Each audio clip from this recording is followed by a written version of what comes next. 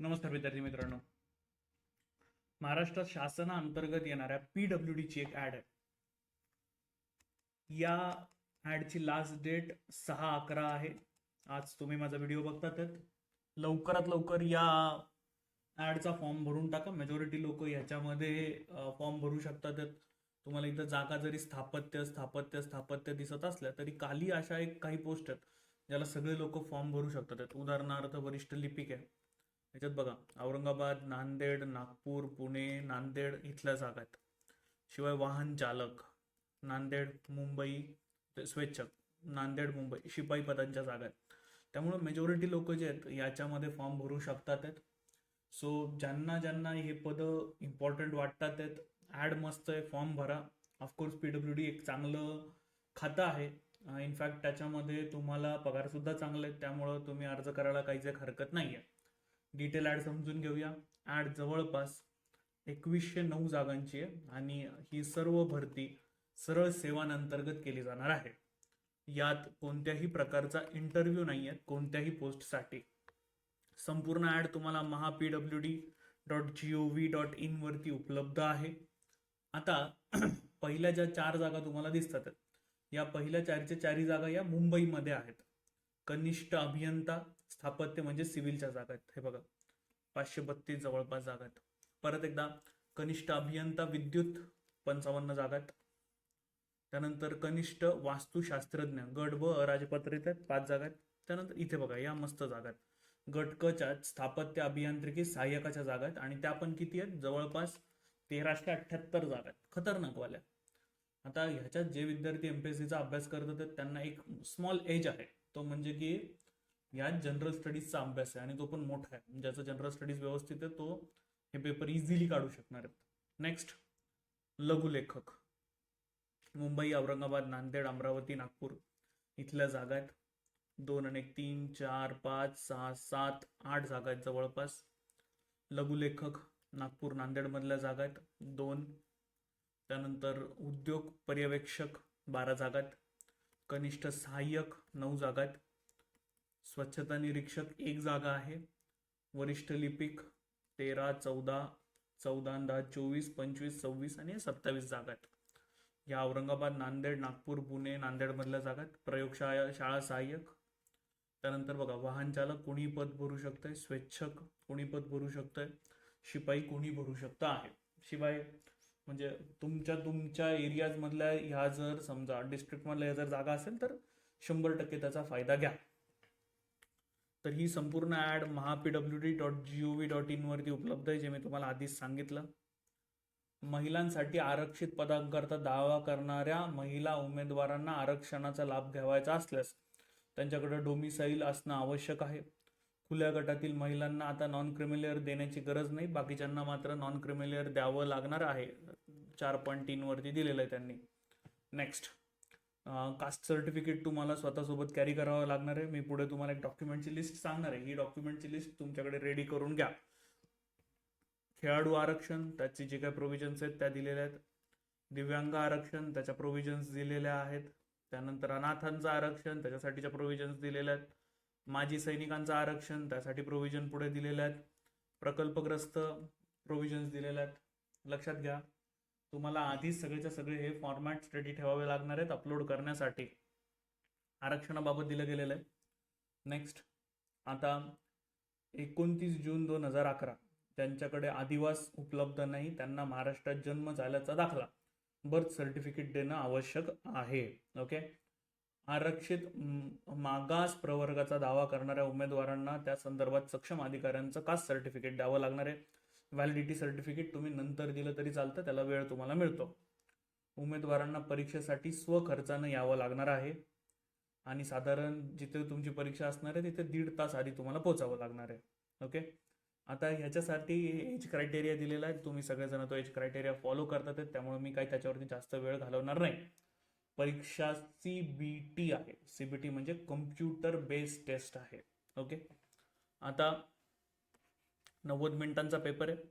हे बघा, जे MPSCचा अभ्यास करतात त्यांना इथं फायदा आहे. मराठी, इंग्लिश, सामान्य ज्ञान आणि बौद्धिक चाचणी याचे 25 प्रश्न आहेत, 2 गुण, असे 50 मार्क आहेत. तांत्रिक घटक 75 प्रश्न आहेत.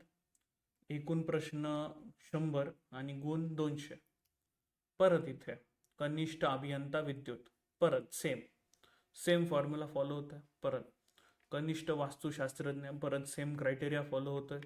स्थापत्य अभियांत्रिकी सहाय्यक, ज्याच्या बघितलं आपण जागा जबरदस्त आहेत, सेम सिलेबस फॉलो होतो आहे.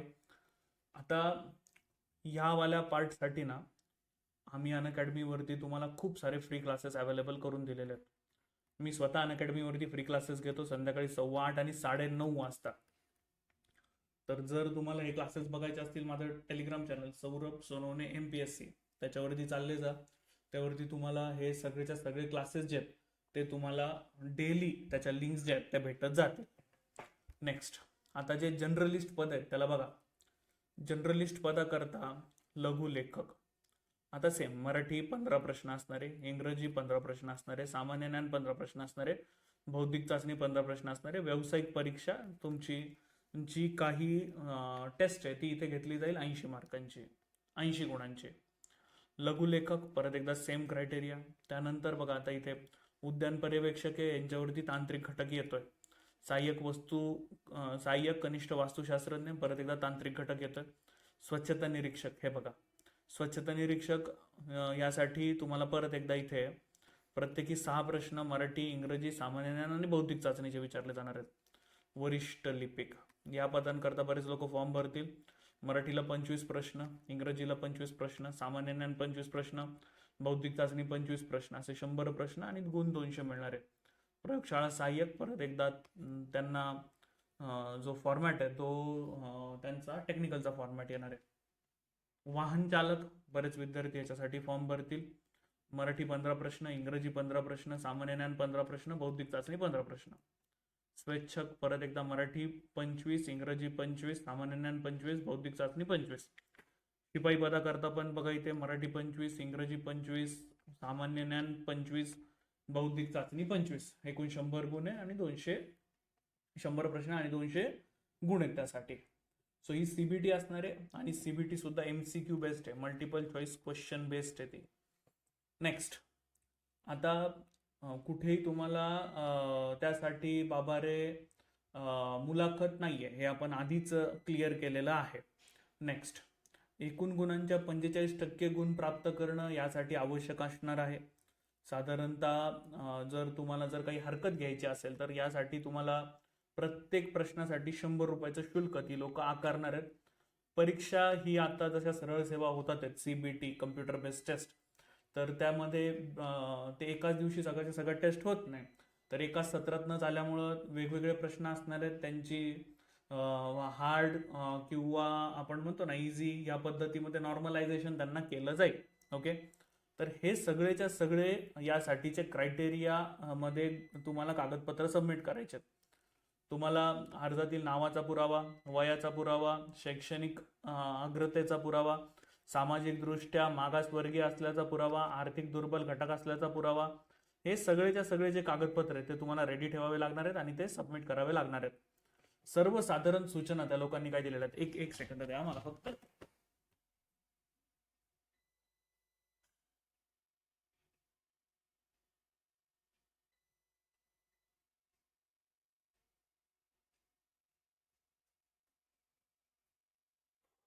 माफ करा, लाईट गेलेली होती.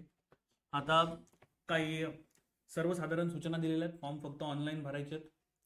त्यासाठी त्या लोकांनी वेबसाईट दिलेली आहे तुम्हाला. अर्जासाठीच्या ज्या काही सूचना आहेत त्या पण संकेतस्थळावरती उपलब्ध करून दिलेल्या आहेत. तर परीक्षा अर्ज तुम्हाला भरावाच, परीक्षेसाठी तुम्हाला शुल्क भरावंच लागेल. त्याशिवाय जर तुम्ही विहित नमुन्यासह तुम्ही मुदतीत जर पैसे भरले नाही तर फॉर्म स्वीकारला जाणार नाही. अर्ज भरण्याची आणि परीक्षा शुल्क भरण्याची फायनल डेट आपण मग त्याला क्लिअर केलेली आहे. नेक्स्ट, तुम्हाला जिथे कुठे परीक्षा द्यायची आहे तर तुम्हाला ते केंद्र निवडावं लागणार आहे आणि असं केंद्र निवडणं सर्वांना आवश्यक आहे. केंद्र एकदा निवडलं की परत बदलता येत नाही, त्यामुळे ही सूचना महत्त्वाची. जर तुम्ही केंद्र निवडायला विसरलात तर तुमचा जो परमनंट ॲड्रेस आहे त्यावरती तुमचा पत्ता समजला जाईल. नेक्स्ट, खुल्या प्रवर्गासाठी 1000 आणि बाकी सर्वांसाठी 900 रुपये इतकी परीक्षा फीज आहे. परीक्षा फी नॉन रिफंडेबल आहे. उमेदवारास प्रसिद्ध केलेल्या जाहिरातीमध्ये एकापेक्षा अधिक पदांकरता अर्ज करावयाचा असल्यास अशा प्रत्येक पदासाठी स्वतंत्र अर्ज करून त्यासाठी स्वतंत्र परीक्षा शुल्क भरणं बंधनकारक राहील. त्यांनी ऑलरेडी सांगितलेलं आहे. ऑनलाईन पद्धतीने फॉर्म भरायचा आहे. पेमेंट सक्सेसफुल झाला की नाही हे पण एकदा बघून घ्यायचं आहे. त्याची तुम्ही व्यवस्थित प्रिंटआउट घेऊन ठेवा. बऱ्याच विद्यार्थ्यांना ते गडबड करतात. 16:10ला फॉर्म चालू झालेले आहेत. 6:11 पर्यंत हे फॉर्म असणार आहेत. ओके.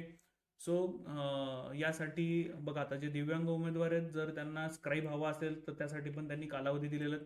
इथे त्यासाठी गोष्टी प्रिस्क्राईब केल्या आहेत. नंतर एकदा सगळ्यांनी त्या वाचून घ्या. नेक्स्ट, प्रवेश प्रमाणपत्र हे परीक्षेच्या साधारण 10 दिवस आधी तुम्हाला उपलब्ध होईल. आणि जर तुम्हाला 3 दिवस आधीपर्यंत झालं नाही तर ही त्यांनी एक ईमेल ॲड्रेस दिलेला आहे. त्यावरती तुम्ही सगळ्यांनी त्यावरती ईमेल करू शकता. जर 3 दिवस आधी तुम्हाला बाबा रे तुमचं हॉल तिकीट मिळालं नाही तर. ओके. त्यानंतर सर्वसाधारण सूचना त्यांनी दिलेल्या आहेत. मूळ प्रमाणपत्र, कागदपत्र याची पडताळणी होणार आहे, त्याच्यामुळे त्या जपून ठेवा. उमेदवारांनी ऑनलाईन अर्ज भरताना भ्रमणध्वनी क्रमांक आणि ईमेल ID हा स्वतःचा बदलायचा नाहीये. चुकीची आणि खोटी माहिती दिली तर तुमच्यावरती कायदेशीर कार्यवाही सुद्धा ते करणार आहेत. ही सर्व ॲड मी या टेलिग्राम चॅनलवरती अपलोड केलेली आहे. तिला पण सगळ्यांनी एकदा नक्की बघून घ्या. तुम्हाला जर ॲड हवी असेल तर ती देखील तुम्हाला उपलब्ध करून देण्यात आलेली आहे. ओके.